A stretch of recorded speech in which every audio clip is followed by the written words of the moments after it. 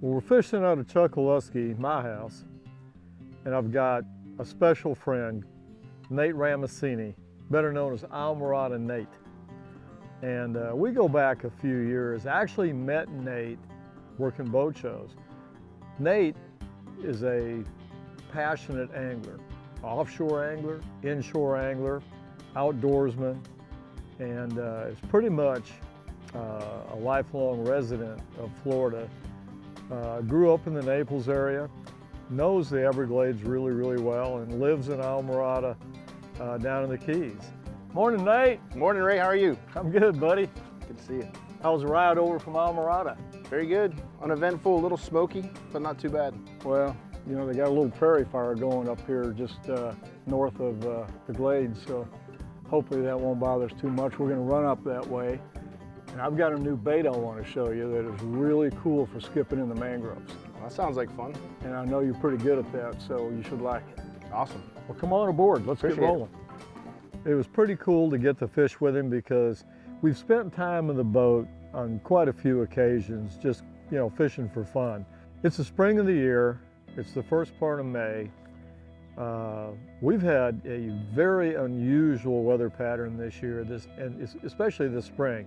The wind has blown and it has blown and it has blown. I wanted to shoot this show in the back in the 10,000 Islands area because there's a lot of snook back in some of these really small bays and especially some of these creeks. And it gives me an opportunity to showcase DOA's new PT7 lure. Nate, the 10,000 Islands, I mean, there are mangroves everywhere. These little creeks are really cool, and you've got a really, really low tide. We have a lot of east wind lately, and you can see that these fish are going to be in that shade, and they're going to be back in there as far as they can get. And very few lure presentations are as effective as a good skipping bait. Absolutely. So this is that new DOA PT7. It's just a weird looking little dude. It's got a big 7/0 rigging hook. It's about 5/8 of an ounce. And this thing goes back in there. Absolutely, look at it. It is pretty cool. I'll tell you what, you're the guest. You got first shot, buddy. All right, let's do it. These little notches that we're fishing are a boat width wide. And it is all you can do to muster a cast. A lot of these little areas are canopied over. They're tight. These fish are back in the mangroves, and snook are like that. If you don't put it on a plate, you're not going to have a lot of luck with it. Oh, there's one. I can do it. Oh, little snook. Got you, you little bugger. About 100 of these little guys off that little point right there.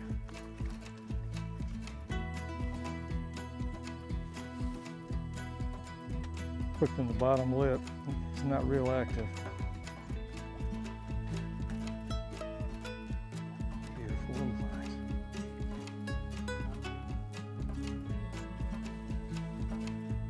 Now that's a small one, but I guarantee you there's some big ones in here too.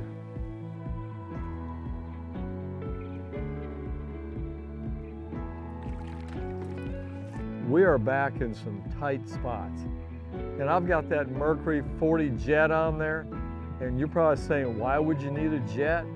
I'm going back in places, I've got to run across flats that may be only 4 to 6 inches deep to get to some of these creek areas.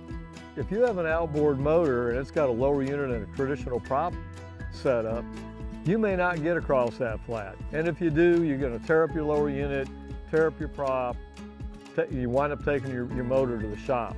And I just want to go places that typically most people aren't going to go to get these fish.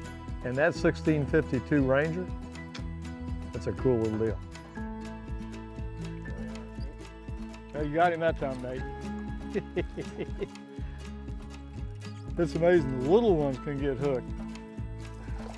I guarantee you weed through enough of those, you probably catch them. There was a pretty good sized one that took a swing a minute ago. Just beautiful specimens. See how dark they are back Yeah, that one's really, really black. He's small, but he's got big fish genes.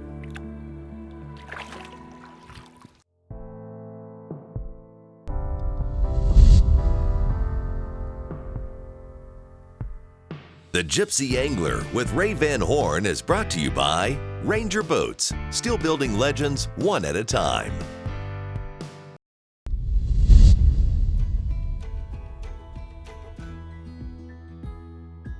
Nate, what's really cool about the 10,000 Islands area is that there's no shortage of these little feeder creeks. When it's blowing 25 or 30 on the outside, you can hide back in here and still catch a few fish. So even though we've only caught a couple of small ones, that big one can be any cast. Sounds good. They're definitely laying in there. All right, taking man. lots of swings. I'm gonna hold us off this bush. Go ahead and get you one. Is that the long green one? It is. Got it? Got a little guy. All right.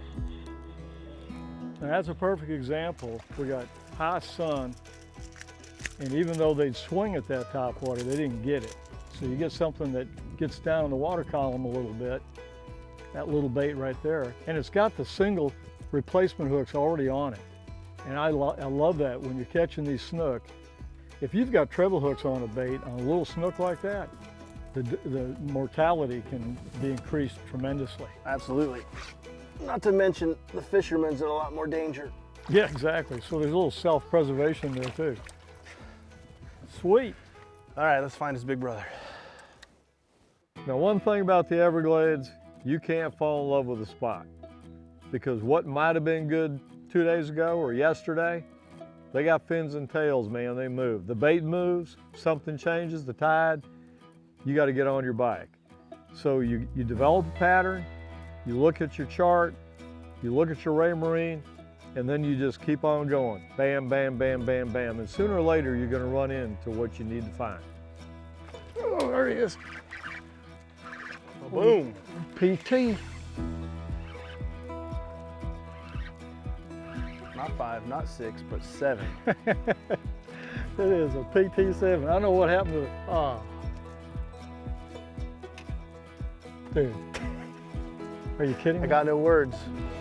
When it comes to snook fishing, and snook may be my favorite fish. What's so exciting when you skip that bait in there, and then all of a sudden the whole creek just erupts, and there's boils and there's flashes, and you see a big one and he misses it, and then this little guy comes up and just chokes it. And you're going, ah, you gotta be kidding me. You know, I don't know how many times that happened. Boom.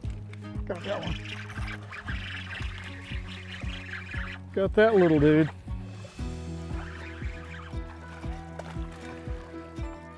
Continuing to move on up. Dude, there's some real good ones in there too. They are just off because of these weather conditions, I guess. Come here, Snooky man. Look how dark that one is.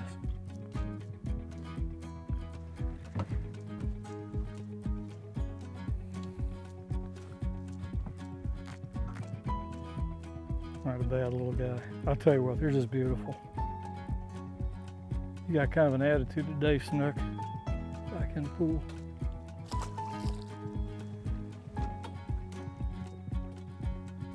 Thought he was bigger than that when he first hit it. When you set out to find these fish, there's a lot of environmental things that you really, you know, your eyes are a key deal, okay? Your sunglasses are a big deal. You have to be able to see under the water. In so many of these places where you want to concentrate where the creek tightens up, constricts down, and then you want to fish the prevalent side, the deepest side. And if that also lines up with being the shady side, okay, creeks are serpentine in a lot of cases. They go left, they go right. Depending on the position of the sun, you can almost predict where you're going to have the best success. Shade and current and depth. The Gypsy Angler with Ray Van Horn is brought to you by Mercury Marine. Go boldly.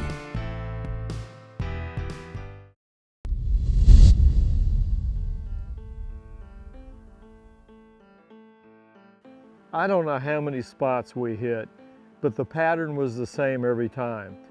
There were always a lot of rain bait, small inch-long minnows, finger mullet, there was just a lot of bait. You'd see some kingfishers, you saw a lot of ospreys, and all that being said, we didn't really see as many birds as I have been seeing. We've got a lot of fires and smoke going on in the Everglades right now, but all that being said, the pattern on these snook, again, whether it's wind driven, if you do have an area where you have a lot of current based on the constriction of the creek, that was a big deal. It was a huge deal. If you didn't have current, you didn't have much success. Oh, good golly. Yeah! Oh, they're in there. They're in there. Let's do that again, boys and girls. Oh, that's a good one. The little one ate the first one was oh, giant. There's a bunch. He's right there. He's right there. Dude, the big one's right there. I got one too. You got the little guy. There's a big one in there. Hey, double. Can't complain about that. Dude.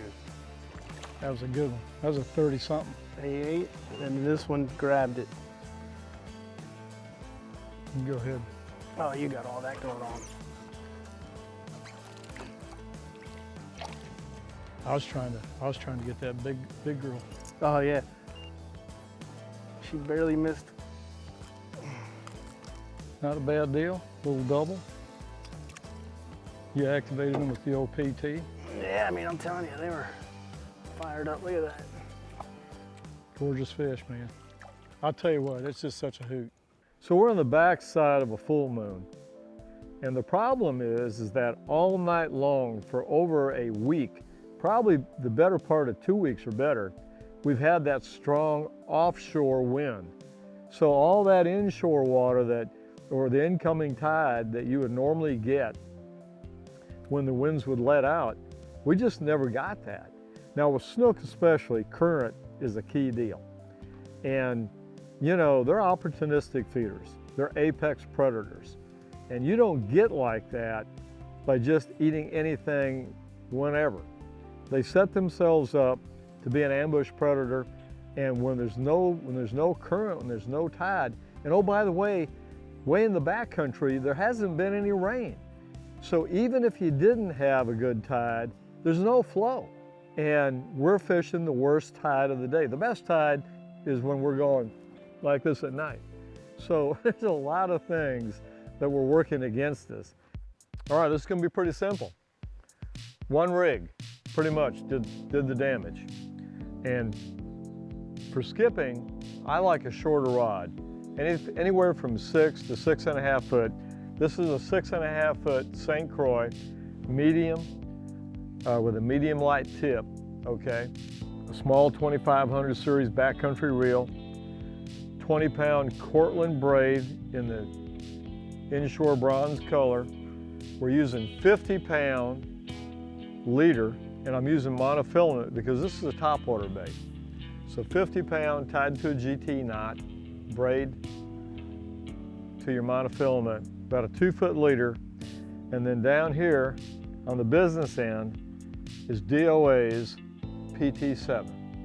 Big 7/0 hook. This little compact shape weighs 5/8 of an ounce.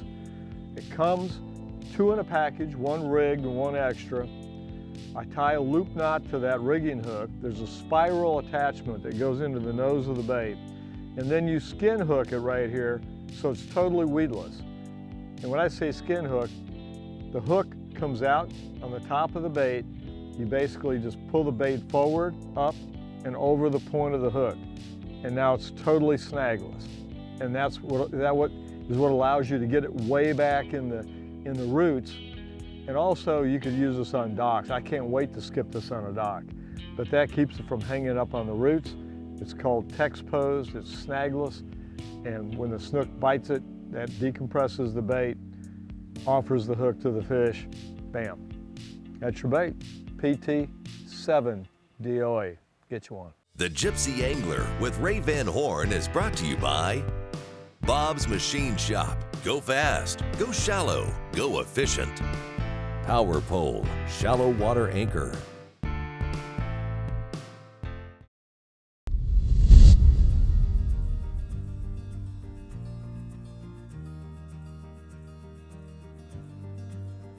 So you're gonna see, we're gonna catch a lot of small snook. We flirted with catching some large fish, some swings and some misses. And I'm telling you, that is so exciting. Even when they don't hook up, you get to see them. That being said, that is constantly playing in my mind. What could have been. I said to Nate, I don't care if we catch another small snook. I want one more shot at this one. One more shot, one more shot. And I think just a little more time on the water, maybe we'll get that shot. Oh, get him, Nate. You got him, bro. Good one. There you go, baby. Good job, bro. Thanks, sir. The old PT Cruiser. Got blown up. Good job. Trolling motor's on. Yeah, I got you. Get this out of the way. Just blew something out right there. Oh. Dude, That's a little bit better fish that we've been looking for. Back here sunning. he's just mean. Oh, he is mean. He's not ready. Just glad he came this way.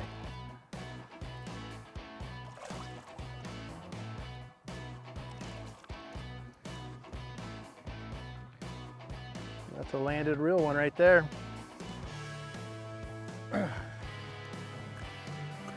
No chance of him coming unglued, huh? He was stuck, buddy. Beautiful fish. You know, we've covered a lot of ground today. Not a giant fish, but a good fish. Aggressive eat. And that PT did the job. Look at him, he looked at this. God, I can't believe that Nate caught me. That's pretty fish in about 4 inches of water over there. Yeah, let's go ahead and get him in the water. So you got shade, you got current, you got depth, and then you've got to have that current break because he's an ambush predator. So you'll have laydown logs, you'll have undercut banks, you'll have a labyrinth of mangrove roots, clusters that will come down and then overhang and create a canopy. And you can almost put money on the table and say, I'll bet there's one right there. And in a lot of cases, you're gonna be right. As you know, I live in Chokoloskee. I live here for a reason. This place is immense. It's the last great frontier in the state of Florida. And all the years I've been fishing here, over 20 years, I still go exploring and I find new water all the time. We found new water today.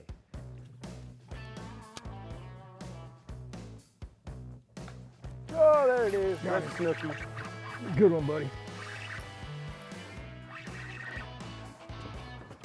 Yeah. We're gonna let the snook take out. Give me the remote. Oh, come on.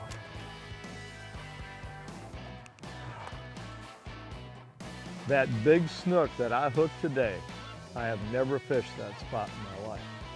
I basically sat there and looked at my ray marine and I go, there's a pinch point, there's a creek, that should have good tide influence. If there's bait there, there should be snook there. Well, Nate, that's how the 10,000 islands can be. They can be fickle.